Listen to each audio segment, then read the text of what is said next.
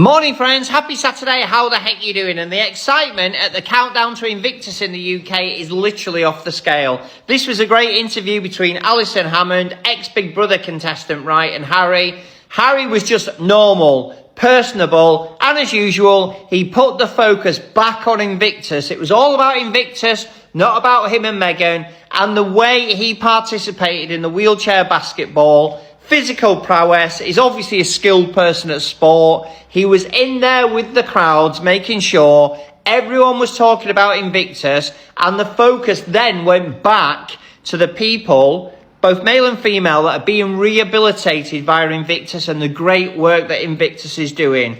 Post this, we now know, according to the media, Harry and Meghan, no children apparently. Some media outlets say children, some say no. Met Charles at Highgrove for a chat. I absolutely guarantee you those photos will be leaked to the press, or some information will be leaked to the press by Charles and Camilla by this time tomorrow. Believe me, it's going to happen.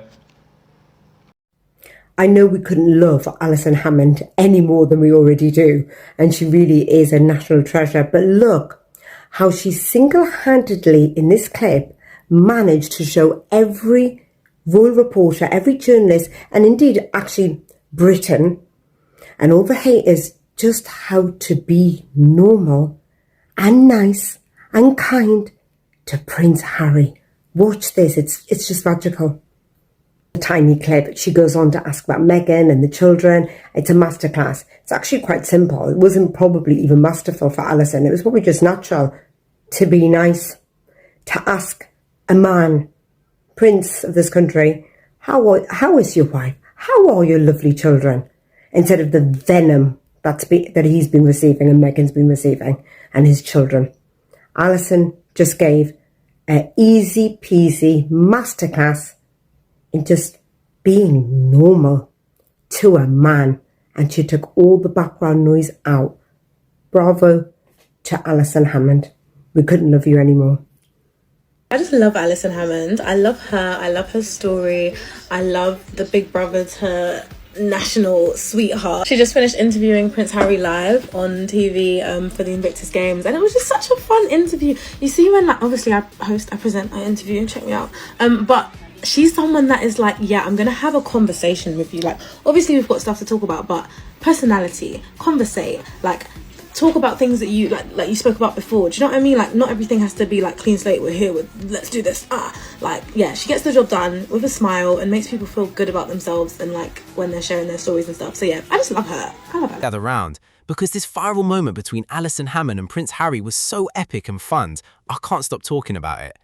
Yo, if you haven't seen the clip of Alison Hammond linking up with Prince Harry, stop what you were doing and go watch it right now, because it is pure gold. It completely flipped the script.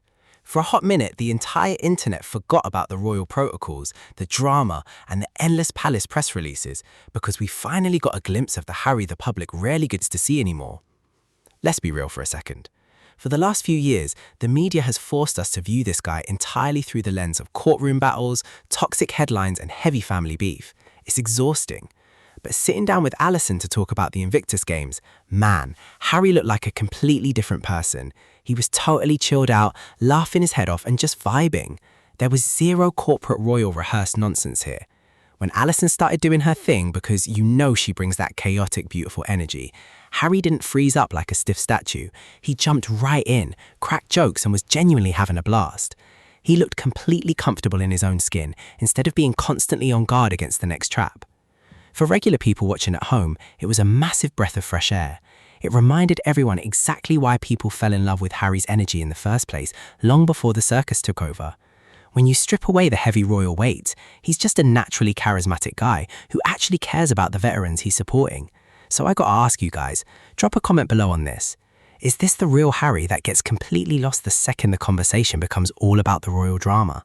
Because to me, this looked like a man who is finally happy, free, and just living his best life. But Harry wasn't the only reason this interview felt different. We gotta give major props to the Queen herself, Alison Hammond, because she has a gift that most of these stuffy interviewers out here simply do not possess. Let's keep it 100. Most royal journalists treat an interview like a straight-up interrogation. They're sitting there sweating, waiting to drop some awkward gotcha question to get their next trashy headline. But Alison, she didn't try to make herself the center of attention. She just treated Harry like a regular human being. Everybody knows that one person in the friend group who can walk into a room of strangers and make everyone feel totally comfortable within 5 minutes. That is Alison's superpower. There was no tension, no weird vibes. She was laughing with him, matching his energy, and just letting the man speak. That's exactly why the viewers at home instantly locked in and loved every second of it. Honestly, this whole moment was a massive checkmate to the tabloids. The UK media needs to sit down, grab a notebook, and start taking serious notes. This is how you actually interview Prince Harry. You don't hunt him down, you don't hawk him for clicks, and you don't disrespect him. You just treat him with some basic human decency, and look what happens. You get absolute TV gold. And this is where the real magic happens, because Invictus once again became way bigger than any petty royal drama. Think about how every single royal trip usually goes down. The press spends 99% of the time gossiping about who looked at who, what outfit someone wore, or who got snubbed at lunch. But Harry, he completely flipped the script. He quietly shifted every single eye back onto the veterans, right where the attention belongs. From day one, Invictus has always been the main mission for him. He wasn't standing around in a fancy suit just posing for quick photos or doing a fake handshake routine for the cameras. The guy was fully in it, participating, laughing with the crew, and keeping the spotlight strictly on these incredible wounded servicemen and women. The actual purpose of the event stayed 10 times bigger than his own name. Let's look at this from a regular street-level perspective. We see celebrities jump from charity to charity all the time just to fix their public image for a month. But Harry, he's been rocking with this for years, putting in real heavy work. So I gotta throw this out to you guys. How many public figures out there actually keep showing up for one single cause year after year with this much pure passion? Not many. It just proves his heart is 100% in the right place. He doesn't need the palace stamp of approval to do good work. He's out here changing lives on his own terms. And honestly, the way he spoke about Meghan, Archie, and Lilibet, it said absolutely everything you need to know. He didn't take the bait, he didn't use the microphone to clap back at the haters or stir up fresh drama. When his family came up, his answers were so simple, but they hit heavy. He just dropped a straight up, "I love my family." You could hear the pure pride in his voice. Zero bitterness, zero shots fired, no attacking anyone. Just straight appreciation for his wife and his kids. Let's keep it real. Regular people get this instantly. Life gets messy as hell. Families argue, people fall out, and drama happens. But out here in the real world, loving your wife and fiercely protecting your kids shouldn't be a controversial statement. The tabloids try to make him look crazy for standing up for his household, but he's just doing what any real man would do. He looked like a guy who knows exactly who he is and what he's fighting for. Seeing him that grounded completely deflates all the garbage the press tries to spin about him being miserable. Let's look at the actual play-by-play at the NEC, because Harry was out here living his absolute best life. He didn't just stand around in a stiff suit looking important. The man went head-to-head with Alison in a laser shootout game, tried his hand at kickleball, and jumped right into wheelchair rugby. He was fully in the mix, sweaty, laughing, and just having a good time. But the absolute best part, the family drops.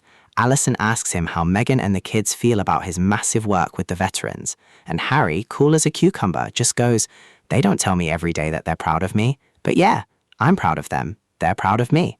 I love my family." Boom. Simple, clean, no notes. It's just normal family energy. Regular people get this completely.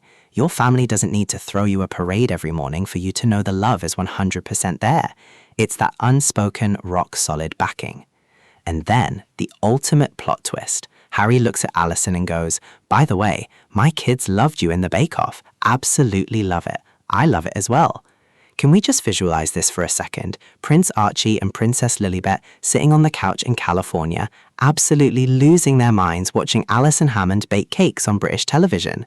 That is hilarious. It adds that beautiful human insight. It turns these mythical royal figures into a normal dad talking about what his toddlers watch on TV. And that brings us to the ultimate moral of the story.